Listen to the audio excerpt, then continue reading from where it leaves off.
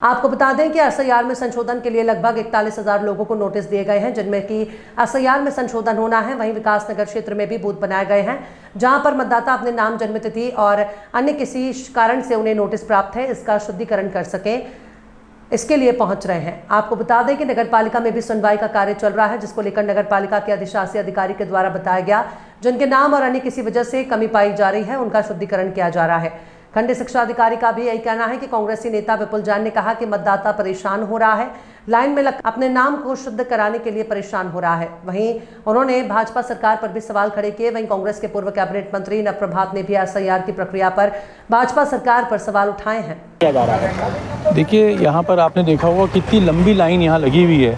आज फिर मतदाता को अपना मत बचाने के लिए लाइन में लगना पड़ रहा है, चक्कर काटने पड़ रहे हैं। हमारा ये कहना है, कांग्रेस पार्टी का ये कहना है कि 2003 में भी सक्षम अधिकारियों ने वोट बनाए थे, और अब एकदम से जब चुनाव उत्तराखंड में नज़दीक है, उसकी एक तरीके से संध्या है। इस समय हम 5 अगस्त को यहाँ खड़े हैं, तो एकदम से लोगों में बेचैनी है कि हमारा वोट बन पाएगा नहीं बन पाएगा। और आपने देखा होगा 41,000 लोगों को खाली विकासनगर विधानसभा में छोटी या बड़ी कमी के कारण नोटिस मिले हैं।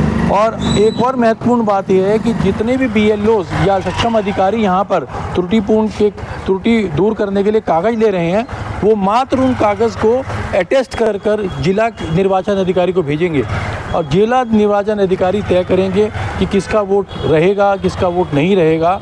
डिसीजन मतलब वो लेंगे। यहाँ पर जो प्रक्रिया है यह अनंतिम प्रक्रिया है। तो आज वोटर के मन में संशय है कि हमारा इतने साल से तो हमारा मत सुरक्षित था, और आज एकदम से उस पर जो आपत्तियाँ उठ गई। ये नोटबंदी के बाद वोटबंदी, ये भाजपा का एक सोचा समझा तरीका है। लोगों को इतना हैरान परेशान रखो कि वो किसी भी वास्तविक समस्या को समझ ही ना सके, देख ही ना सके। हम भी 2-3 दिन से घूम रहे हैं, हर बूथ पे सैकड़ों लोगों की लाइनें लगी हुई हैं। हर आदमी परेशान है कि उसके नाम में क्या चेंज हो गया, उसके माँ बाप के नाम में क्या चेंज हो गया, उसके दादा दादी के नाम में क्या चेंज हो गया।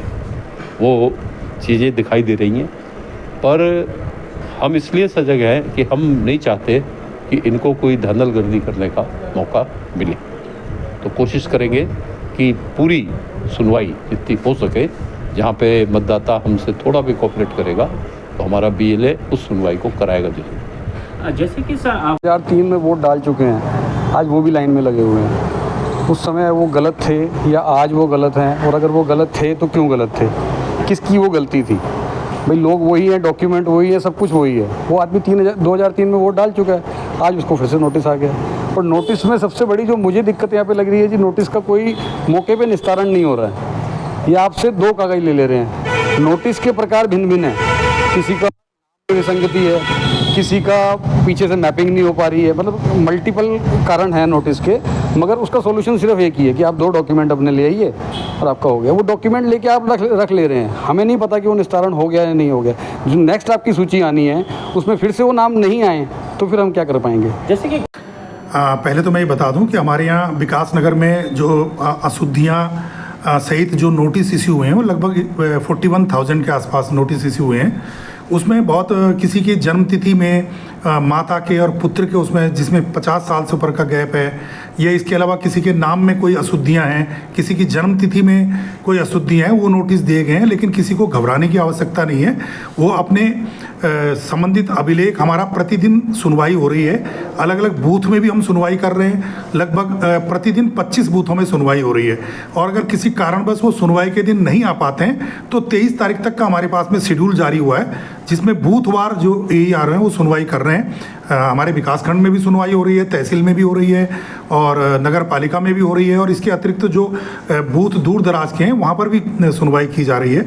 तो उसमें अगर कोई उस दिन उपस्थित नहीं होता है तो वो उसके बाद भी अपने BLO के माध्यम से अपने जो दस्तावेज हैं उन्हें देकर उसको शुद्धिकरण करवा सकता है। किसी को इसमें घबराने की आवश्यकता नहीं है। किसी का नाम इस तरह से सीधे काटा नहीं जाएगा, अपितु उससे दस्तावेज मांगे जा रहे हैं, और वो दस्तावेज देगा तो उसका नाम यहाँ से फॉरवर्ड करके आगे भेज दिया जाएगा।